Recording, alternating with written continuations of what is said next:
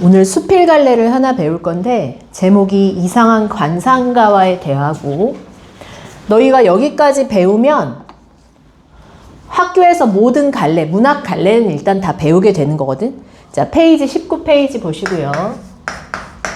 이상한 관상가와의 대화. 관상 보는 사람들이 하는 게 뭐야? 관상가 혹시 본 적 있어요? 관상 보는 사람? 생은 한 번 봤거든? 근데 되게 독특하게 생년월일 이런 거 모르는 채로 갑자기 내 얼굴 잠깐 본 다음 목소리 한 번만 들려주세요 이러더니 안녕하세요 이랬더니 갑자기 막 얘기를 하는 거야. 당신 원래 이런 삶을 살고 성격이 이렇고 그래서 앞으로 어떨 거고 어떻게 해야 되고 이런 말을 막 주저리 떠들더라고. 믿음이 갔겠어 안 갔겠어? 안 갔지. 뭔 개소리야 이러면서 지나왔었던 경험이 있는데, 이상한 관상가는 사실 갈래부터가 먼저 중요합니다. 이거 갈래가 교술 갈래야. 유민아, 교술이 뭐지?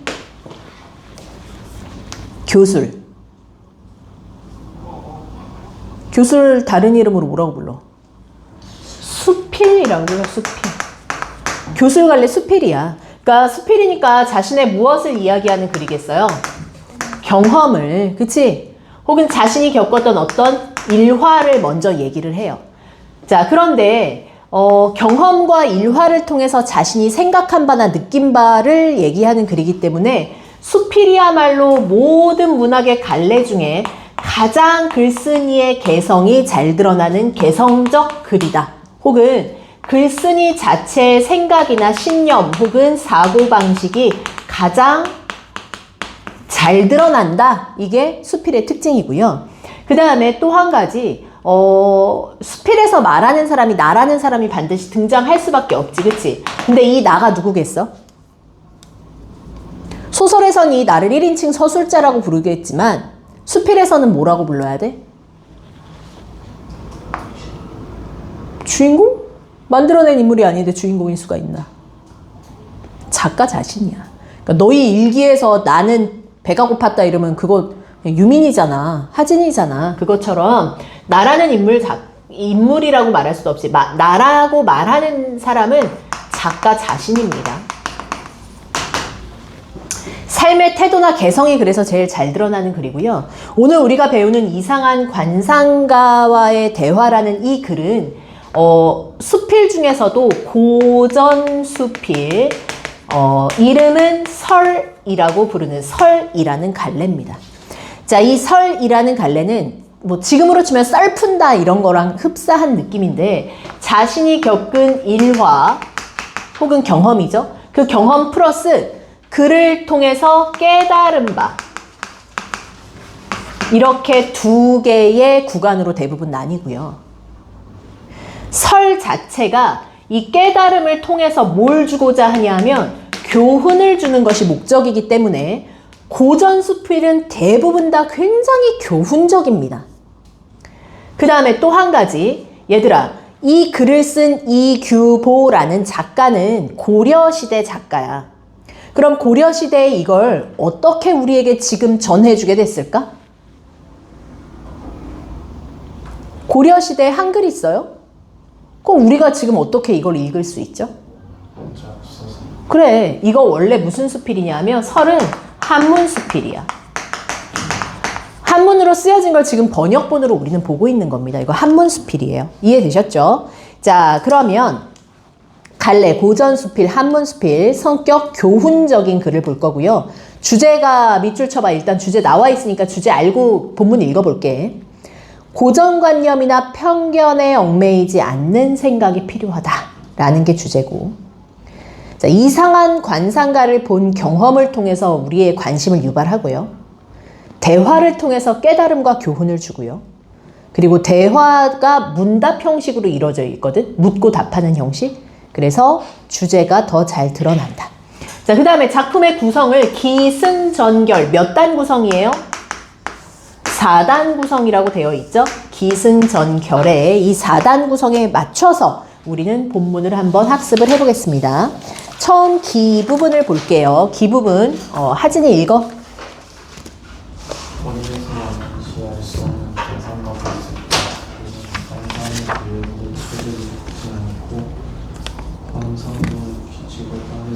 이상 기술과 관상을 보았기 때문에 사람들은 그를 이상한 관상가가 되었다.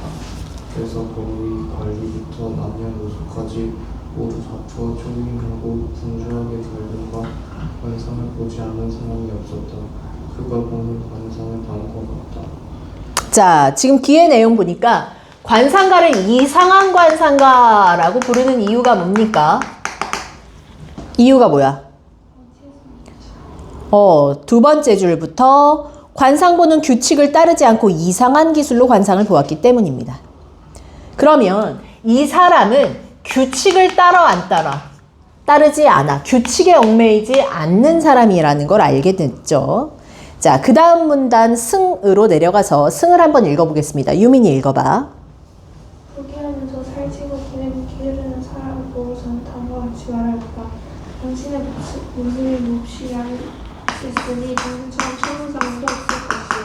괜찮으면서 아프고 편한 사람을 보고서는 다음과 같이 말하였다.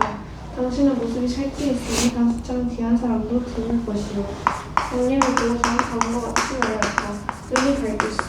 민첩하여 잘 달리는 자를 보고서는 다음과 같이 말하였다. 절뚝거리며 제대로 걸을 수도 없겠소. 아름다운 여인을 보고서는 다음과 같이 말했다. 아름답기도 하고 추억이도 할 것이요. 세상 사람들이 너그럽고 인자하다고 하는 사람을 보고서는 다음과 같이 말했다. 많은 사람을 앞서게 할 사람이 없네. 당시 사람들이 장악하게 이를 데 없다고 하는 사람을 보고서는 다음과 같이 말했다. 많은 사람을 마음을 기쁘게 할 사람이 없네. 그 관상을 보는 것이 모두 이와 같다. 자, 잠시만 여기까지만 일단 볼게요. 지금 여기에서 관상의 대상들을 승에서는 관상의 대상들을 다 뭐 해주고 있어? 나열했어. 그래서 이 나열한 내용이 전부 다 일화들을 나열했죠. 근데 이 나열한 내용을 보세요. 부귀하고 살찐 사람한텐 야위였다고 했지. 빈천하고 팔이 안 막 마른 사람한텐 뭐라고 했어요? 살찌겠다. 너 되게 귀하다. 그치? 눈이 안 보이는 사람에게는 눈이 밝겠다. 민첩한 사람에게는 너 절뚝거리고 제대로 못 걷겠다. 아름다운 여인에게는 아름답기도 하지만 너는 추하기도 하다. 인자한 사람에게는 너는 사람들을 아프게 하고 고통스럽게 하겠구나. 자, 그 다음 잔혹하다라고 유명한 사람한테는 어떻게 말해? 많은 사람을 기쁘게 하겠구나. 자, 그러면 지금 이 일화가 나열된 걸 보면 원래와는 어떻게 표현합니까? 보이는 것과 어떻게? 반대로 표현한다. 자, 이 반대로 표현한다는 걸 보여주는 일화를 나열했습니다. 그쵸? 자, 그 다음부터 하진이가 계속 이어서 읽어보자.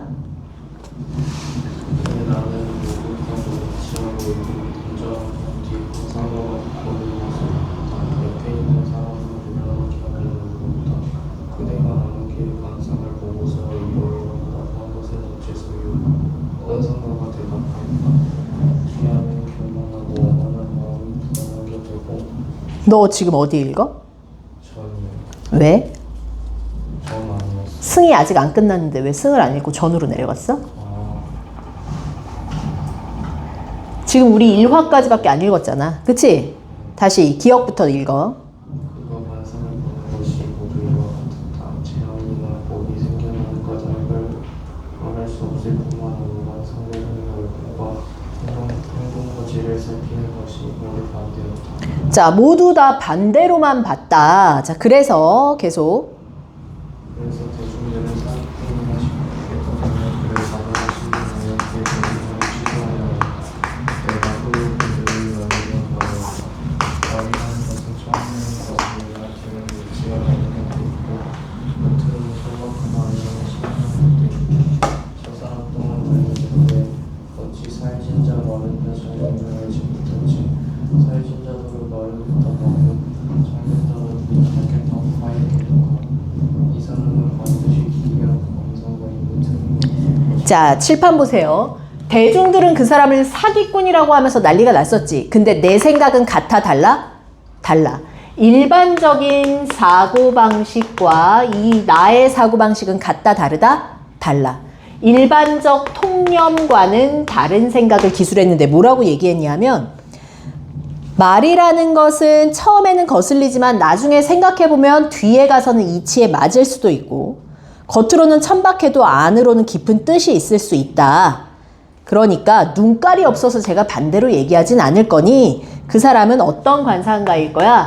기이한 관상가일 거야. 그 이유가 아마 따로 있을 거야 라고 사기꾼이 아닌 어떤 특이한 관상가일 것이다 라는 판단을 했죠. 나와 대중들의 태도는 같다 다르다? 다르지. 유민아, 그럼 일반 대중들과 나는 서로 어때요 지금? 대조적인 태도를 보였습니다. 자, 그럼 이제 전으로 내려가서 전 내용을 한번 봅시다. 유민이 읽어봐. 나는 무복하고 무치하고 외국을 단정하게 하는데 그 누군가가 묻고 있는 것으로 같고 옆에 있는 사람을 물러나게 하고는 말은 보이다. 그대가 아무개의 관상을 보고서 이러이러하다고 한 것은 어찌소요? 관상가가 대답했다. 자, 처음에 선생님이 이 글의 내용 전개 방법이 묻고 그 다음 뭐하기야? 답하기라고 했었지. 그걸 무슨 법이라고 해? 문답법이라고 해. 문답법으로 계속해서 내용이 전개될 거거든. 이 내용을 한번 잘 볼 거야. 관상가의 대답을 한번 봅시다. 읽어보세요. 부귀하고 불안하고 오면 마음이 불안하게 되고 제가 가득 차는 하늘의 빛이 뒤집어 놓을 것입니다. 축전에도 먹지 못하지 않은 시기가 있을 것이기에 예의됐다라고 하였고 오매하여 어리석은 후보가 될 때에 당신의 족속은 천하가 될 것이라고 하였습니다. 근처에는 뜻을 낮추고 자신의 무엇을 경륜하게 하여 두려워하며 방송하는 뜻이 있습니다. 막힘이 지극하면 반드시 펴지게 되는 법이니 고개를 몸을 조심히 이렇게 살찌겠다라고 하였고 은섬의 곡식과 열대 수레를 보는 귀함이 있을 것이기에 당신의 족속을 기하게 될 것이요라고 했습니다. 왜하면 저태와 아름다운 얼굴을 엿보았는데 하고 진기하고 좋은 물건을 보는 것을 탐하게 하면 사람을 왜곡되게 하고 사람을 왜곡되게 하는 것은 돈입니다. 이 때문에 뜻밖의 치욕을 당하게 된다면 눈이 밝지 않은 사람이 아니겠습니까? 오직 장님만이 단박하여 탐내지도 않고 만지지 않아 보면서 치욕을 멀리하는 것이 한국적으로 뛰어난 게 눈이 밝다라고 하였습니다. 야, 뜻을 보니까 이 답의 내용을 보니까 또 다 맞아 안 맞아? 이치에. 이치에 맞지. 부귀한 사람이 왜 야위겠다라고 얘기했어? 간략하게? 교만해지던 사람이 그러다 보면 끝내 어때지겠어? 망하겠지. 망하면 야위어지고 족속이 천해질 거고 빈천함이 영원할 순 없죠. 가난함에 끝을 달하면 끝내는 바닥을 치고 올라갈 거 아니야. 그치? 그래서 언젠가는 이 사람이 어때? 살찌고 귀해질 거라고 얘기했고 눈먼 사람은 왜 밝을 거라고 했어? 눈이 밝다. 눈에 뭐가 보이면 사람은 그걸 갖고 싶어지지. 자, 그거 한자성어 뭐야? 견, 물, 생, 심. 너희는 한자성어 잘 나오니까 거기 써놔. 진기하고 좋은 물건을 보고서 탐하게 된다 밑줄 견물생심이라고 해요.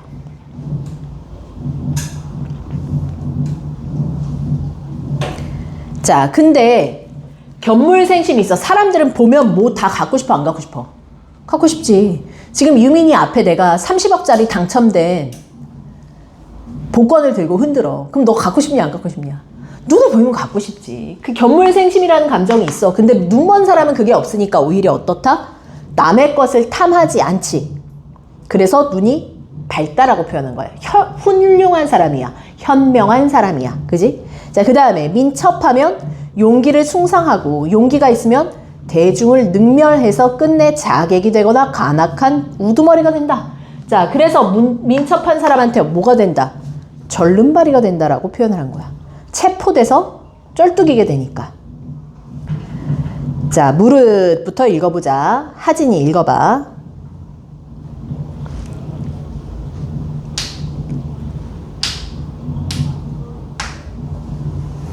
무릇색이라는 것은 모사 치는 사람을 보면 모사처럼 아름답게 여기고 단정하고 소박한 사람이고 지금처럼 추하게 여길 수 있는 아름답기도 하고 추하기도 하다라고 하였습니다.